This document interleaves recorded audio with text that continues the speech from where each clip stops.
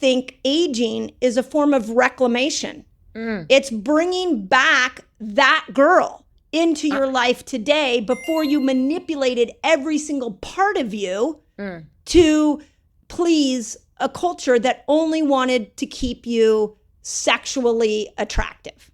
Yes.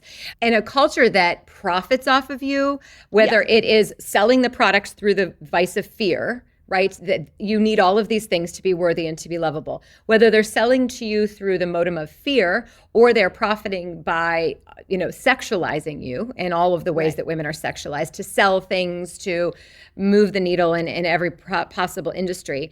And I completely agree that going back to saying, hell with that, I see, when I look at all of that, I am so immovable when it comes to all of that, because I see exactly what the modem is and why they're trying to terrify. I mean, there's not an ounce of fear in me when it comes to aging, like none whatsoever. So I see all of that. I do feel sad for the women who believe in all of that messaging. But my work is exactly what you're talking about. It is a redirection. And before coming on here, I have a lot of clients via a messaging app where we do voice messages every day. And one of the biggest things I take women through is this reconnection. And I just recorded last week with my team this beautiful, we call it the inner maiden meditation, where I take them on a journey back to that 7, 8-year-old, 9, 10-year-old girl, that girl in there whose dreams, anything was possible. She had the most beautiful dreams. And as soon as she realized that the world had expectations from her, bit by bit, the walls started to close in, and she lost her magnetic energy, because she now realized, like, oh, my father has this expectation, the boys at my school have this, the girls, and before you know it, she's so far removed from herself. So I have women in their mid-40s and beyond coming saying, I want to find her again. I want to reconnect with her. Yeah. And that's the opportunity, I think, of menopause and perimenopause. I call it the neurochemical armor. The neurochemical armor is coming down. You're starting to get this reflection of who you've been and who you can be. And here we are either villainizing menopause or creaming it or patching it, which is whatever you choose to do. There's no criticism on that. But don't miss the opportunity. And in my book, when that neurochemical armor comes down, there is like, oh my God, it's like a waking up to the 11-year-old and then dealing with the traumas that have been accumulated while you were under this patriarchal hex. So I know you do a lot of trauma work, like speak, because I like some of the stats that really kill my soul are like 40 to 50 is the most common time for a woman to commit suicide. 70% of divorces over 40 are initiated by women. To me, these are women that are waking up to this truth that they had altered themselves and they don't know what to do. And I feel like voices like you, me, other people, we need to stand up as a collective and surround these women and say, you just were asleep. You were asleep for 40 years and you're waking up. Don't turn on yourself. Go back to your authentic self and let her shine.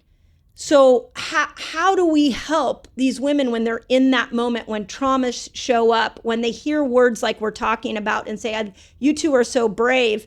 It's like, no, there's a deeper awakening that you and I are saying don't miss, but there's also a deeper healing that may need to happen. Absolutely. I started a podcast maybe 20 weeks ago, and it's Midlife Muse, and I named it Everything Your Mother Never Told You. Right. And it's because and it's not about blaming. It's the reality. Our mothers couldn't teach us a different way to source our lives because nobody ever taught them. Right. So women like us are coming with the megaphone saying, wait a minute, I do believe there's a different way that we can do this, a more beautiful way. My own mother, possibly yours, I'm not sure, is looking at me like I'm the bravest woman that's ever walked this earth at 75. She's still terrified of aging, colors her hair every 2 weeks, and can't believe that I'm as free as I am in my life, right?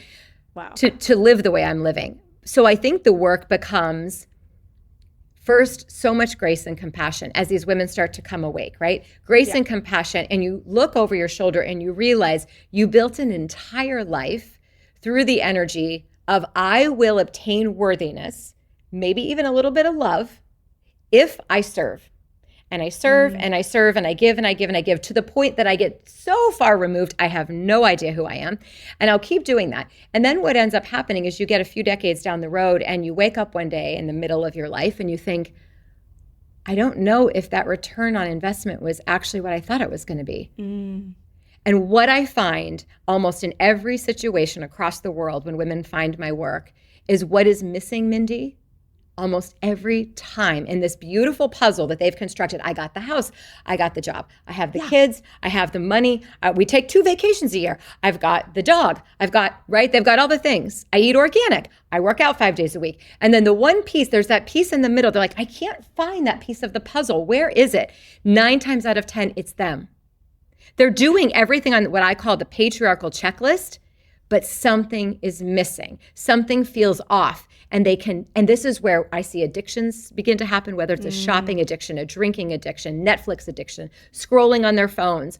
Affairs begin to percolate and happen because what's actually missing, and the culture hasn't given women alternatives like we're doing right now, is like, oh my gosh, sister, you're missing. And the women are like, what? Mindy, when I sit in a room at my retreats and I ask 30 women, we're sitting in a circle on the floor, and I ask them to start by going around. 2 things I ask them. When we go around and it's your turn, please introduce yourself. Tell us your name, what brings you here, and tell us about you. I don't want to know who you serve. I don't want to know if you're married. I don't want to know if you have children. And I don't want to know who you work for. Tell me about your soul. And women are like, I don't know what to say. And then a few hours later, we get into the next activity, and I ask them, like, in the deepest places of within you, I take them through a meditation, and I ask them, what do you desire? Mindy, the things that women desire will blow your heart wide open. It's so beautiful. And then we start to unpack, well, what's kept you from stepping into that? Fear that my partner will leave. Fear that, one of the biggest questions that I get asked all the time is, how does your partner deal with your such a huge opinion, the way you are so public, the way you speak about things, and I have pretty strong opinions. How does he deal with that? How does he deal with you being successful and visible and all the things you are? I'm like, I don't know, maybe you should ask him. It's not like it's up for debate. This is just who I am.